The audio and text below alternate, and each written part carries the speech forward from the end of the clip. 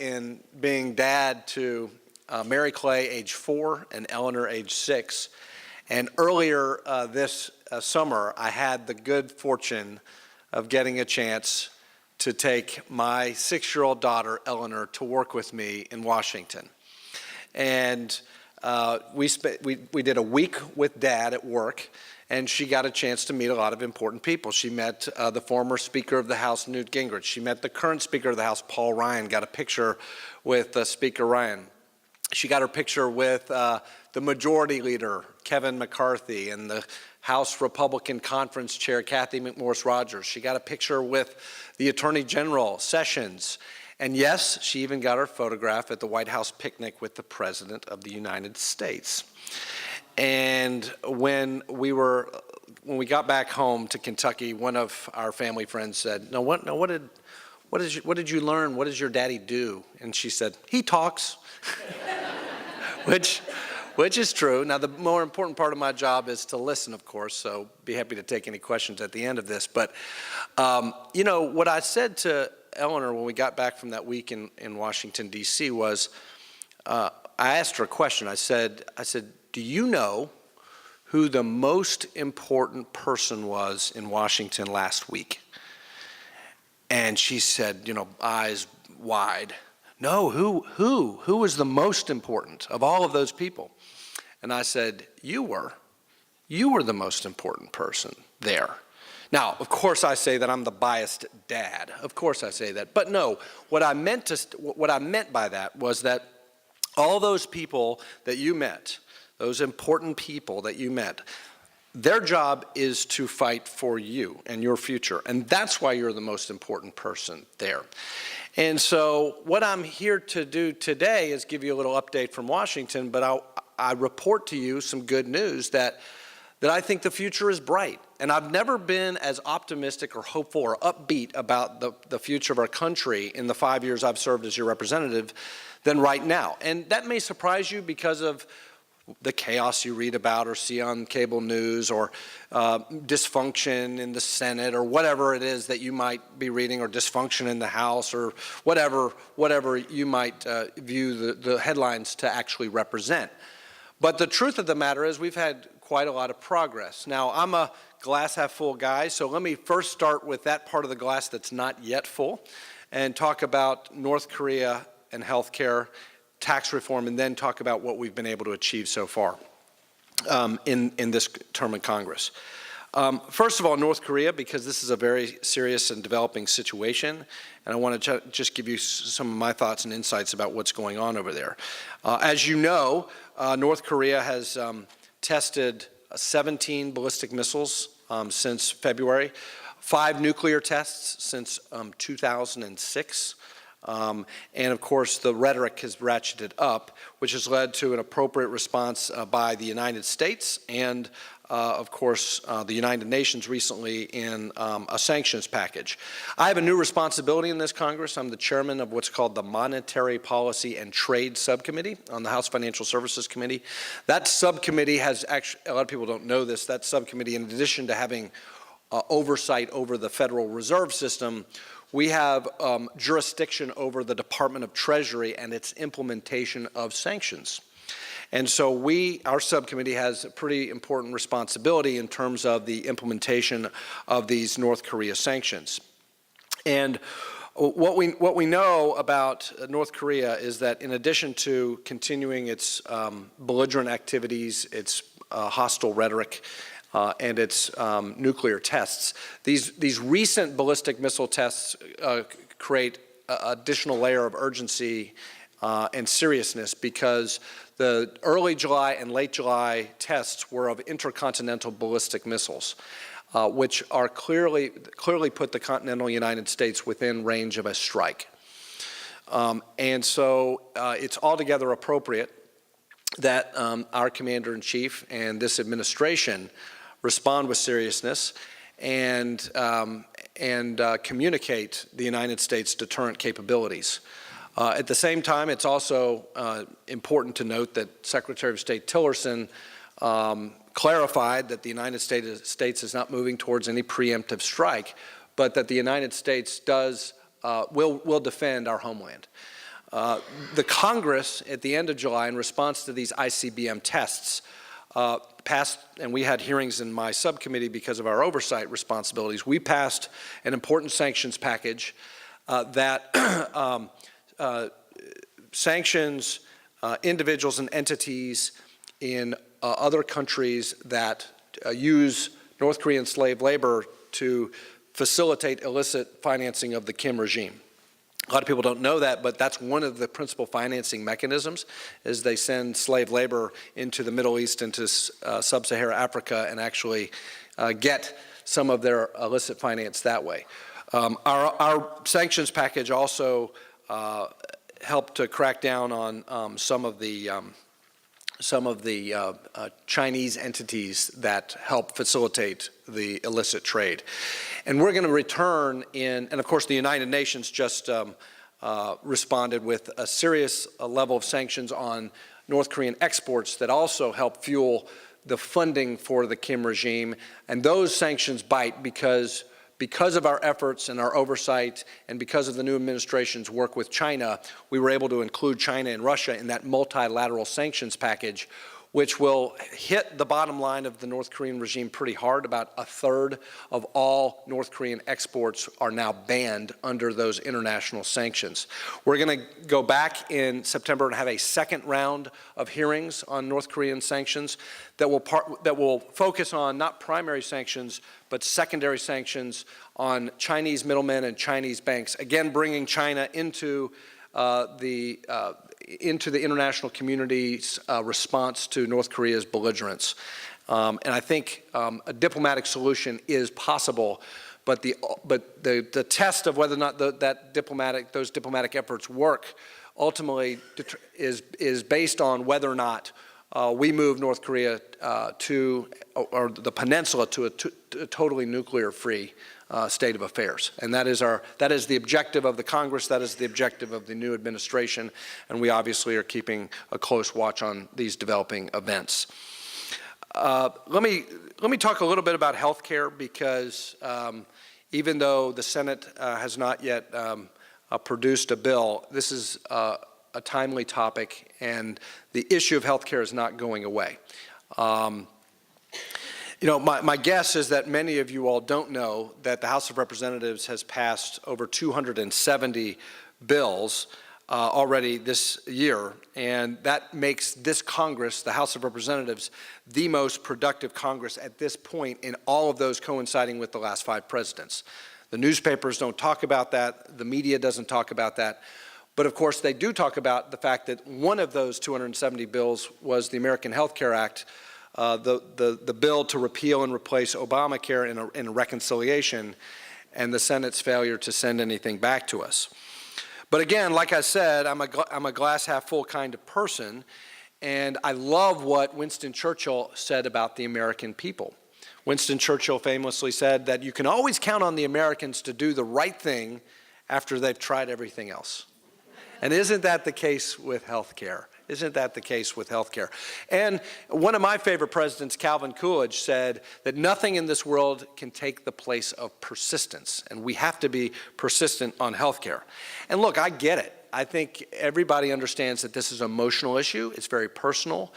And health care is not a partisan and should not be a partisan issue, because whether you're a Republican or Democrat or an independent, or whether you're a Bernie Sanders voter or a Tea Party activist, let's face it, the truth of the matter is every American sometime in their lifetime will face a health care crisis, either themselves personally or a loved one.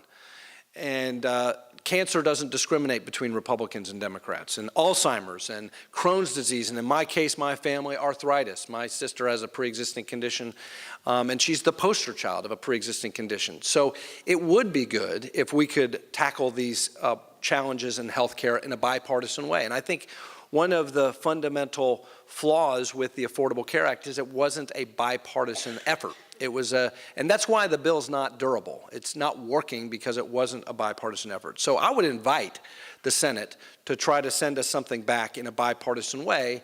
But the key is the test for me as your congressman in whether or not I vote for a bill that comes back from the Senate or whatever comes out of conference is, does it solve the problems? And there are problems, and you may like some features of the Affordable Care Act, but nobody can deny the challenges that remain in our healthcare system under the Affordable Care Act. What are those challenges? Well, in Kentucky, premiums in the individual market have increased 75% since 2013, 75%, and choices have gone down. In Kentucky, we only have 2 insurance options on the individual market for 50% of the counties in Kentucky. And in the other 50% of the counties in Kentucky, there's only 1 choice, which means there's no choices. The problems associated with the employer mandate continue to come to me from constituents. We had the Small Business Administration come to our district a week before last. We had a forum, a Main Street business forum. Most of the small businesses talked about the difficulties and the burdens associated with overregulation and provided testimony to the Office of Advocacy. But a constant theme continued to come up, and that is that for Main Street small businesses, Obamacare is a huge job killer. One small agriculture business in Fleming County has told me that they're stuck at 49 employees. They're growing. They want to hire more people, but they can't because of that. I met with the Kentucky Restaurant Association right here in Richmond just last week, and for restaurant owners, they can't expand, they can't grow, they can't take a part-time worker to full-time because of the employer mandate. And Medicaid risks bankrupting our country, and it's not sustainable in Kentucky. And one thing that a lot of people don't realize about the Affordable Care Act and a flaw of the Affordable Care Act is that it discriminates against the target population of our Medicaid generosity. What it says is that if you are in the traditional Medicaid population, if you are an individual with disabilities, if you are a dual eligible elderly person, if you're a truly indigent person, someone who lives below the poverty line, that under the federal state cost share program, under the traditional Medicaid, Kentucky gets reimbursed at about 70%. And that's actually higher than most states. Most states, the federal share is lower than 70%. But that's what it is in Kentucky because we're a less healthy, poorer state. Well, the Medicaid expansion under the ACA reimbursed the Commonwealth at 100% for the expansion population. That is individuals above the poverty line and many who are able-bodied, work-capable, even some without dependents. Now, what sense does that make, that the federal government is reimbursing states at a higher level for able-bodied, work-capable adults over the poverty line? What that does is it creates considerable vulnerability for the target Medicaid population. The bill that the House passed would have solved a lot of problems. It would have brought down costs. It would have provided multiple layers of protection for pre-existing conditions. And yes, it would have given governors the flexibility to customize our Medicaid programs and target our Medicaid program to the truly vulnerable within our Commonwealth.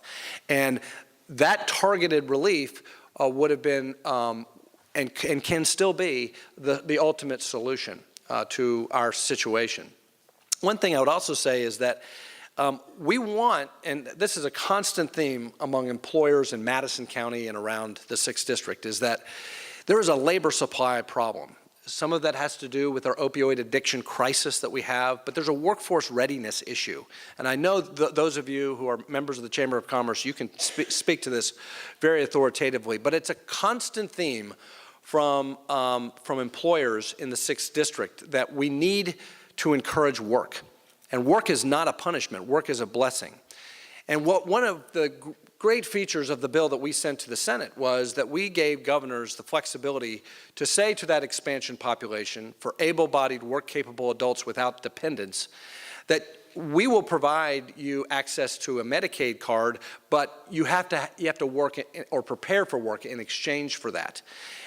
That way we focus our generosity as taxpayers on that safety net for those vulnerable populations that do not and cannot work. But for those folks that can work but that are not working, we need those people because we want their talents and their skills in the workforce. not only to provide labor for our employers, but because that's good for them. That's good for them and their families, not just to get on the upward ladder of mobility, but also in terms of health care, because we know that if you have access to employer-based health care, that's going to be better for you and your family. So that's where we were headed on health care reform. And for those individuals who neither get their health care through work or through the government, through Medicaid or Medicare or the VA, we created the fiscal space by repealing the Affordable Care Act. We created the fiscal space to provide refundable, advanceable tax credits for the self-employed, for individuals who work for small businesses who can't afford to provide health care for their workers. And for the life of me, I can't understand the criticism coming from some quarters about why this is a bad idea. This is a way to empower people who can't afford private health insurance to actually afford health insurance. And for pre-existing conditions, we provided multiple layers of protection for people with pre-existing conditions. And frankly, I wouldn't have voted for a solution that didn't do that with a sister who faces a chronic illness. So we're not saying that the reconciliation bill was necessarily perfect, and we appreciate Senator McConnell and Senator Paul voting to go to conference and send us something to work on. We were disappointed that we didn't have anything back from the Senate to work on. But here's the bottom line on health care, ladies and gentlemen. These problems are not going away. They're not going away. I mean, the law is a failing law, and it's continue to get worse. And so it's not a matter of if the law will be repealed or changed, it's a matter of when. And I think the American people, as these problems continue to spiral out of control, will demand the Senate to work with the House, send something back to us, and work to resolve these problems. And by the way, the American Health Care Act that we passed is not the only health care bill that we sent to the Senate. We sent a bill, a bipartisan bill, that repealed the antitrust exemption for health insurance companies. We sent a medical liability bill over there, and I worked on a bipartisan amendment to that with Henry Cuellar from Texas.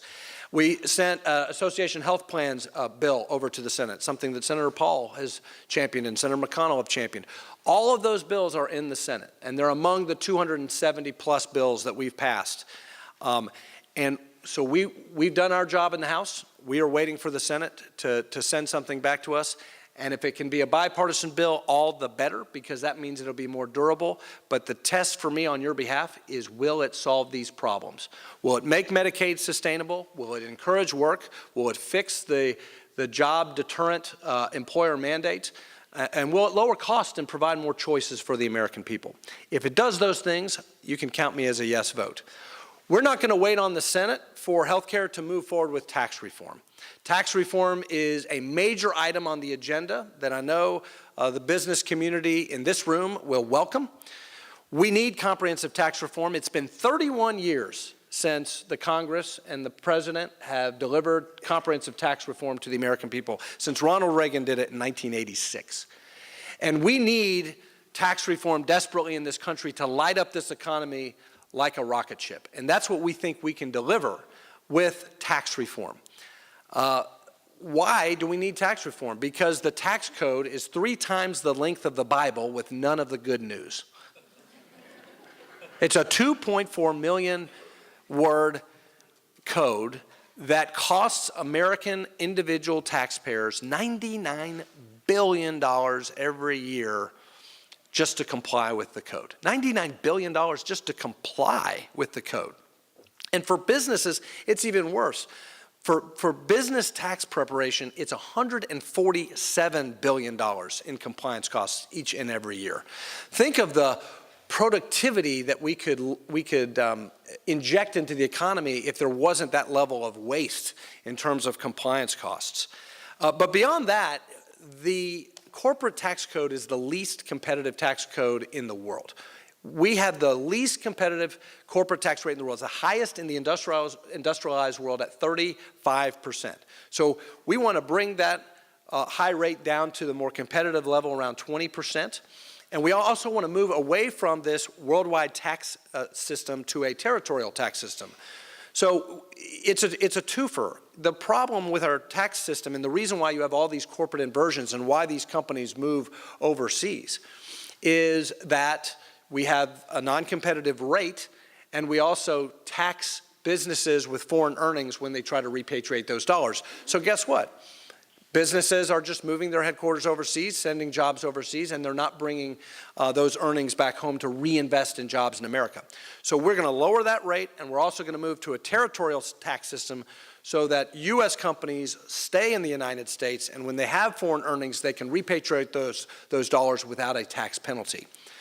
And for pass-throughs, small businesses, Main Street businesses, we know that we need help there even more desperately than with C corporations. Because S corporations, LLCs, sole proprietors, Main Street businesses, those who are represented at our Small Business Administration Forum, those are the engines of our economy. They create most of the jobs in America. They create the dynamism and the new business formation and the entrepreneurship in our country.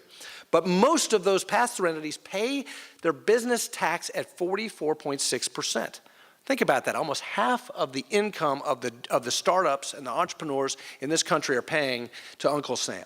That's far too confiscatory. So we want to lower that rate the same way with large businesses, make that the business-related income the same lower rate, and for that pass-through entity, we want ordinary income. And for families and for families and individuals, we want fairness and simplicity. We're going to double the standard deduction, and 9 out of 10 families in America will be able to file their tax returns on a simple postcard-style form when this is over. We want to move to 100% expensing for businesses.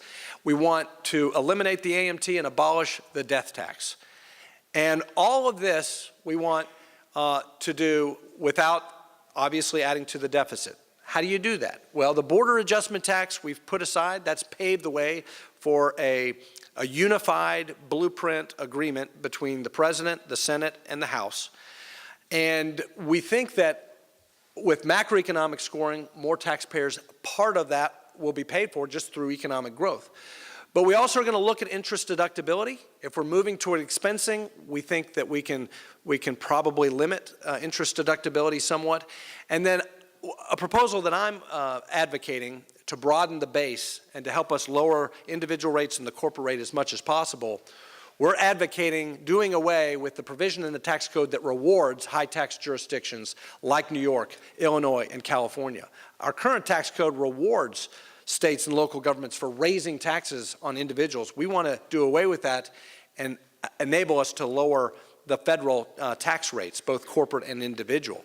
And that's doing away with the state and local income tax liability. Now, many of our friends from New York, California, and Illinois and high tax jurisdictions, they don't like that. But what I've said to my colleagues from those jurisdictions is, look, means test it. If you're a middle income taxpayer, they can keep the deduction for their high state and local taxes. But if you're a high income earner, let's stop rewarding them from locating in those high tax jurisdictions. Let's their productive capacities to the Commonwealth of Kentucky. That, I think, that will raise a whole lot of revenue. And we want, as we broaden the base to lower the rates, what we want is we want a green light, not a directional signal. So the tax code shouldn't be directing activities. We just want to go big, we want to go bold, we want to go permanent, and we want to go now. And those are the key words for tax reform in the fall. And I do believe that because we've resolved the issue of the border adjustment tax, and that's now off the table, because there is this agreement between the White House, the Senate, and the House, because we are going to use the reconciliation process for this, I do believe it's going to be easier for us to deliver on that than health care reform. And as I said before, health care reform will come back to us because these problems are not going away. Now let me tell you about, just really quickly, some of the things that we've done and achieved already in the first 8 months of the 115th Congress. Because again, a lot of people say, well, nothing's getting done. That's actually not true. Of the 270 bills that we've passed out of the House, a number of those bills have been signed into law, and there's tangible benefits to the economy. On the regulatory relief agenda, the Congress has passed 14 Congressional Review Act resolutions disapproving of costly Obama-era regulations. And that has had tangible impacts, non-governmental estimates of the cost associated with those regulations, around $36 billion in annual economic impact to roll back those regulations. Congressional oversight with the new administration and the new personnel in these agencies has yielded a lot of results in terms of regulatory relief. And I think the markets are reflecting the fact that they're cheering for that agenda and they're rewarding that agenda. The markets are voting for this agenda. The Dow Jones Industrial Average, the S&P 500, the NASDAQ Composite continue to hit record highs. And I think that is reflective of the fact that the private sector participants are breathing a sigh of relief because this avalanche of red tape is being reversed. And that is a positive thing. In the House, we've passed out of our committee, the Financial Choice Act. And I think that if we are going to get back to that robust level of economic growth, 3% or more, which is our target of GDP output, then we're going to have to unclog the plumbing of our economy. And my friends from Kentucky Bank and Whitaker Bank and several other community banks are here, and I saw Park Credit Union as well. These institutions that are represented here in this room, these community financial institutions, they are the lifeblood of our local economy. And Dodd-Frank has been, and other regulations have really clogged the plumbing of our economy. And they prevented these credit providers from providing the capital for our entrepreneurs, our small businesses, our farmers, and our homeowners. And we need the Financial Choice Act as an off-ramp from the central planning of Dodd-Frank. Dodd-Frank actually codified too big to fail. It codified a taxpayer bailout. And as a result, the too big to fail Wall Street banks are bigger today than they were during the financial crisis. The Dodd-Frank law has, however, harmed community financial institutions. 1 in 5 community financial institution has closed its doors or disappeared in Kentucky since the Dodd-Frank law was enacted. So our bill says that, and that we've passed this out of the House, it's in the Senate, our bill says that if you're a well-capitalized institution, then you get an off-ramp from the central planning of Dodd-Frank. And we think that is better to promote financial stability, to require a simple leverage ratio of 10%, robust capital as an alternative to the central planning of regulations. We think that is better for financial stability, and we certainly think that liberating our community banks that are non-systemic, not systemically risky, that those institutions should have a level of relief so that they can go back and do the business of lending into our communities to build businesses, to make the dream of home ownership a reality. And for those who say that Dodd-Frank protected consumers, they're wrong. Because the Consumer Financial Protection Bureau, which was the crown jewel of Dodd-Frank, is the least transparent, least accountable bureaucracy in the history of the federal government. This agency has politicized the allocation of credit. It didn't protect consumers when it came to Wells Fargo and their fraudulent activities. Sure, it put out a press release and a fine after the fact, but it took the LA County Attorney to actually figure that one out, and the OCC. What the CFPB has done, though, is doubled the costs of banking for consumers.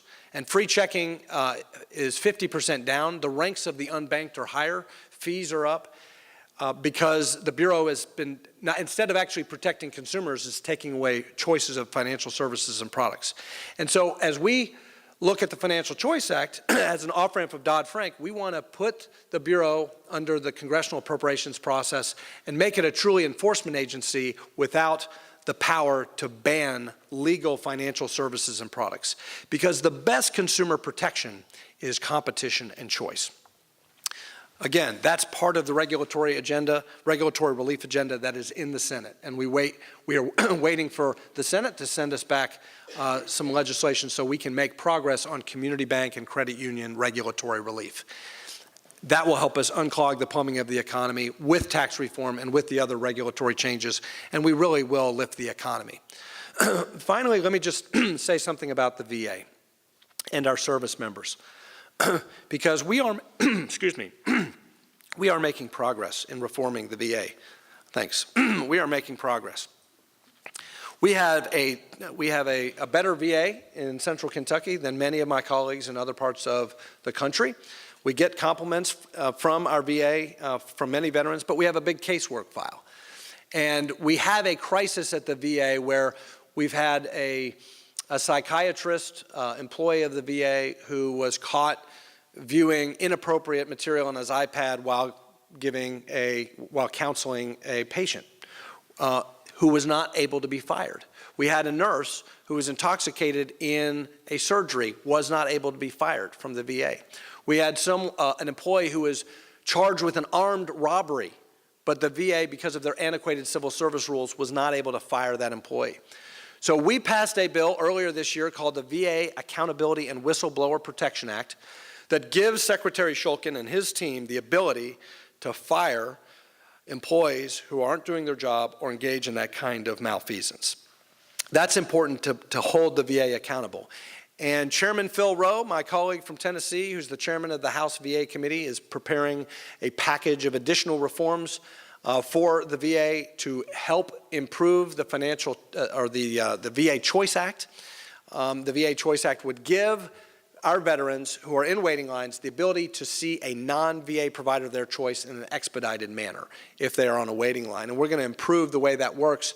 And the chairman has promised to me that he's going to work with me to include legislation that I introduced on behalf of many veteran survivors in my district of military sexual trauma, which is an increasingly big problem. And I've worked with Heather French Henry on this initiative, but our legislation would again expedite the ability of a survivor of military sexual trauma to go to a non-VA provider of his or her choice on an expedited basis. And Chairman Rowe is working with us to include our legislation in that package of reforms. And finally, let me just say this.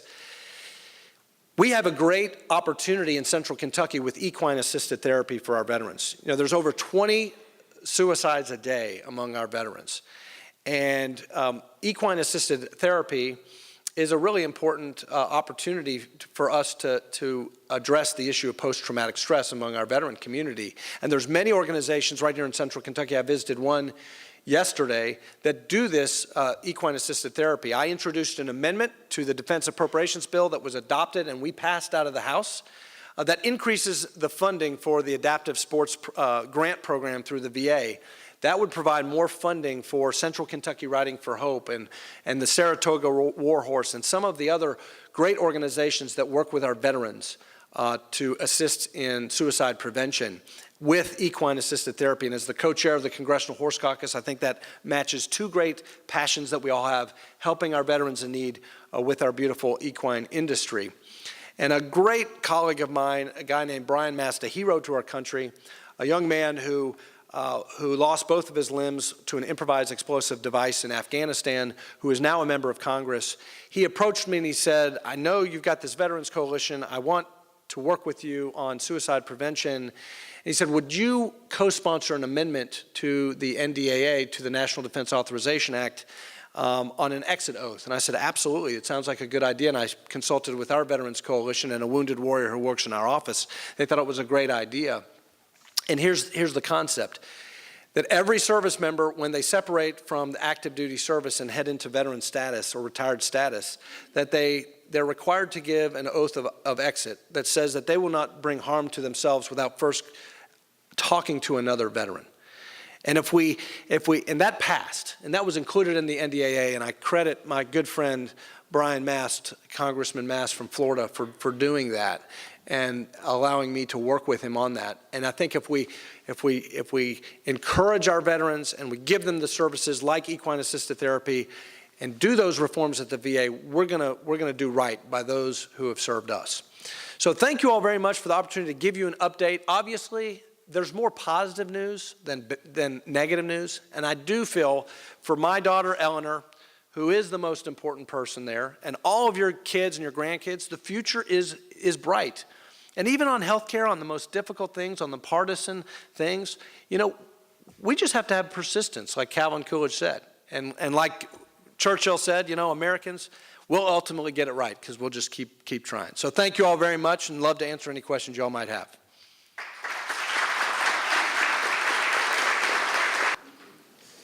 Congressman Amy, because I know you better.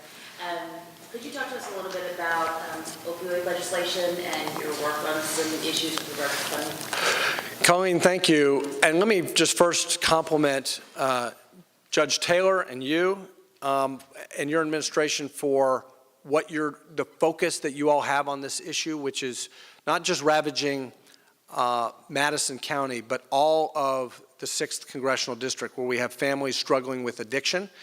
And I think, Judge Taylor, what you're doing with the jail and thinking of ways to address this problem, not just by incarcerating our way out of this problem, but finding ways for people who want addiction recovery to go into a diversion program and get their life turned around and go back into the workforce and achieve long-term sobriety and recovery. That is the right approach. So Colleen and Judge, you're to be commended, and the whole community here for focusing on that approach. I had a good meeting with Secretary Ben Carson, the new head of HUD. He is a brain surgeon. He knows the effects of addiction on the brain, and I impressed upon him the need for us to retool our housing programs. We need more assistance and more targeted focus on transitional housing. And he has committed to working with me to take part of the HUD budget and focus it on long-term addiction recovery housing, because I think that's part of the solution, and we're going to continue to work on that. There's great organizations in central Kentucky like St. James Place in Lexington and Shepherd's House and Recovery Kentucky and the Hope Center. These are wonderful, wonderful organizations that need additional assistance. We just need more of these recovery centers, and we need more Jubilee jobs to help people transition from recovery back into work. So there's a lot of hope in this area because of local efforts from leaders like you all. Also, I can tell you that the President of the United States is engaged in this issue. I had the occasion to travel with him on Air Force One, and during that time on Air Force One, I talked to him about the drug epidemic, the opioid epidemic in Kentucky. And the Office of Drug Control Policy in Kentucky has now announced the numbers of overdose mortality in Kentucky last year, which was up, unfortunately, over 1,400 overdose deaths because of the opioid addiction crisis in our state. And the President, as a result of that conversation, invited me and Hal Rogers to a lunch in the White House where we talked about some recommendations that we had. And in addition to transitional housing, what I recommended to the President and his team and the Vice President was don't take the Office of National Drug Control Policy out of the White House.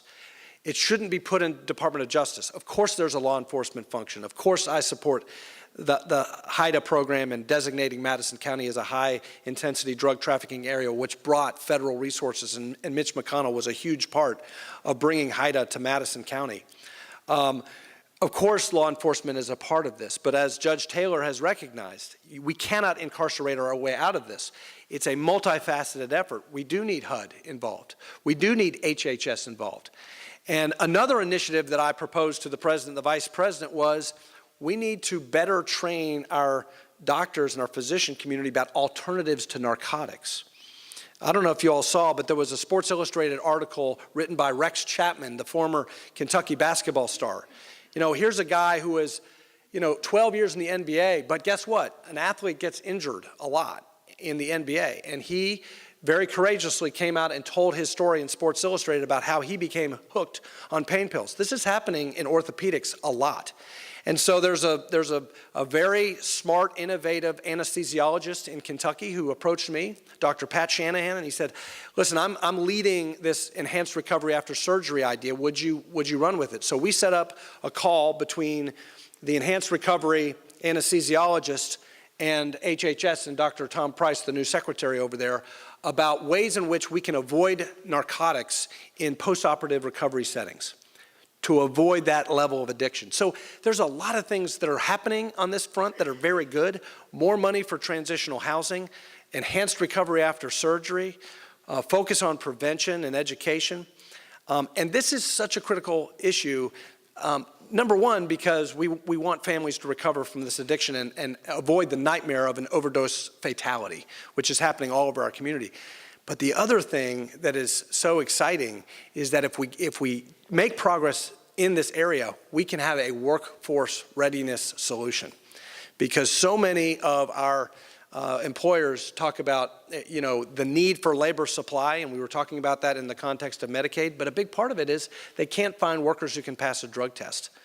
So this is a workforce development issue, and it's a human issue, and there's a lot of solutions in the offing that we're going to keep working on. Thanks for your leadership on that. Yes, sir? I'd like to tag on a little bit about your bipartisan. You mentioned bipartisanship, and this drug problem is one of the most bipartisan issues that I see that the Republicans and Democrats really would like to work together to find solutions to this problem.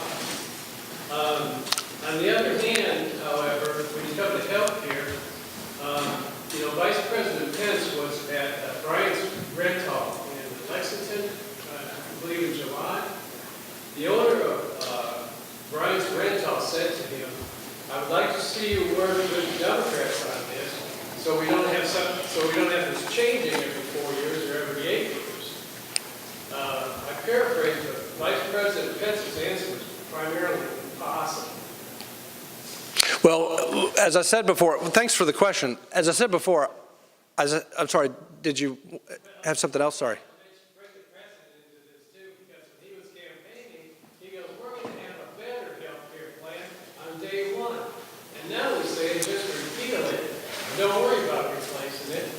And my final comment is, glass half full, this White House is making Congress look better.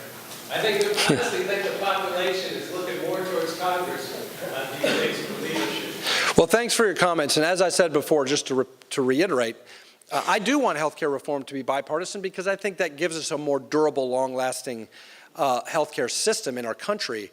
But I also, again, the test has to be, well, does this solve the problem? And so does it lower costs? Does it provide additional choices? We're hopeful that the Senate will send something back to us. If it's bipartisan, great. But let me give you some good news on the health care reform front and on the drug epidemic issue that's related to health care, of course, is that the Congress, has been able to make some progress in a bipartisan way, both in the drug area, drug addiction area, and on health care. But again, the news media hasn't reported it. We actually submitted an op-ed to the local Lexington paper. They refused to print it because they said it was bipartisan, and so we don't want to give you credit for that. They literally told us that in an email. The truth of the matter is, in the last Congress, we passed the Comprehensive Addiction Recovery Act, and we passed the 21st Century Cures Act. Bipartisan bills passed by a Republican Congress, signed into law by a Democratic president at the end of the Obama term. And this gave us $1 billion in additional money to help fight addiction. And 650 of that in over 2 years. And 650 of that I voted for, 650 million of that I voted for in a mid-year appropriations bill. And millions of that has already come down to the state of Kentucky. And so, the 21st Century Cures Act is a big landmark piece of legislation. Senator McConnell was part of it. Joe Biden was part of this. It was bipartisan. And what does the 21st Century Cures Act do? There's 10,000 known diseases in the world. 500 we have cures for, or treatments. Only 500 out of 10,000 known diseases impacting human health. But this legislation made major reforms to the FDA to give the FDA flexibility to expedite and review breakthrough drugs and treatments and therapies. The legislation included a precision medicine initiative, and that helps researchers develop therapies tailored to patients' individual genetic makeup. I've talked to Dean DePaula at the University of Kentucky College of Medicine about how important that initiative will be. To better treat mental illness that affects 1 in 5 families in this country. The legislation included a bill that I had co-sponsored, a bipartisan bill called the Helping Families in Mental Health Crisis Act, which contains some of the most significant reforms to our mental health system in more than a decade. It created an assistant secretary for mental health and substance abuse to prioritize those issues. It made a substantial additional investment in the opioid and heroin addiction crisis, as I said before, authorizing an additional $1 billion over 2 years. Some of that has already been deployed into our communities. And finally, a $4.8 billion increase in the National Institutes of Health to address those serious health challenges like Alzheimer's and cancer. And there's an X Prize that's included in there to incentivize groundbreaking research to find a cure there. So that's good news. That is bipartisan. And we've delivered on that. The American people don't know it because the cable news cycle is all about conflict. Of course, we've got a lot of more work to do, but that's good news for you to take home. And remember that we are committed in a bipartisan way to finding cures to these serious illnesses. Yes, sir. Congressman, you talked about North Korea, and they are front page now, but Iran has been front page. Trump administration has added on some sanctions to the Obama administration sanctions. Can you speak to that? Is there any concerns that you may have about because they're not getting a lot of press now? So from your standpoint, what's going on? Well, it should be getting a lot of press. We had a hearing in my subcommittee. Again, we have jurisdiction over sanctions. There is opportunity for us to apply additional sanctions, and I had the opportunity to raise this with Secretary Mnuchin when he was in front of us for a hearing just the week before we came back home. And what I pressured Secretary Mnuchin on in particular and the Trump administration is looking at a new set of sanctions that are compliant with the JCPOA, compliant with the Iran nuclear deal, because this would be non-nuclear sanctions, specifically designating Iran Air as a terrorist organization and sanctioning Iran Air. Iran Air has flown hundreds of flights between Tehran and Damascus without any passengers over the last year since the adoption of the JCPOA. So we know that Iran Air is used as a front for terrorist proxies of Iran, Hezbollah, and Tehran's ally in Bashar al-Assad in Damascus. So we want the Treasury Department, they haven't done it yet. We had a hearing on this. We want them to designate Iran Air. I also think that there needs to be more robust designation of the Iranian Revolutionary Guard Corps, not just the Quds Force, which is their transnational terrorist organization, but the actual Guard Corps. We need to designate that group. But there's a lot more sanctions where we can designate non-Iranian entities that do business with or provide a list of entities that do business with Iran to cut off financial support to that regime. And Iran Air is where we should start. Yes, sir. Thank you. I hardly know where to begin, but your colleague in the Senate, Mitch McConnell, raised the point several years ago that the wealthy have done much, much better during the last administration. I'm sure you're aware of the plots that show the people at the upper end, the 1%, are garnering the vast majority of the wealth from increased production in this country, while the people at the bottom half, even the bottom 75%, haven't done all that well over the last decade or two. So my question to you is, so why do you want to eliminate the ATM and what you call the death tax or the estate tax, which is directed primarily at the people who are already making the most money? So, since the problem is, we are the people at the bottom end who have less and less social support, less health care support, less help with tuition, less help with child care. They're not doing very well, but the people at the top are doing extremely well, and you want to cut their taxes even more. So you're right that that lower and middle income Americans have struggled in the economy under these broken policies. And in fact, this gap between the rich and the poor, the income distribution tables have become expanded in this way under these policies of a broken tax code. Why? Because this tax code doesn't produce growth. And we want everyone to have a good paying job, because that is the best opportunity for upward mobility. So it is precisely these policies that have prevented growth from benefiting lower-income Americans that we want to fix.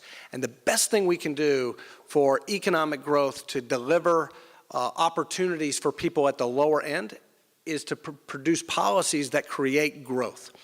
That's what regulatory relief will do. That's what tax reform will do. And that's what reforming our healthcare system to no longer discourage work will do. And that is exactly the focus. You're exactly right, sir, that Wall Street, the rich, they do great under Dodd-Frank. They do great under this tax system that says that if you're wealthy and you can afford an expensive tax lawyer, a lobbyist, an expensive CPA, you can get away with it. We want to get rid of those loopholes, and we want this to be a tax code for the American worker. And that is exactly where this policy is aimed. Thank you. And I think we've just run out of time on that one. Hey, guys, thank you all so much. I appreciate it.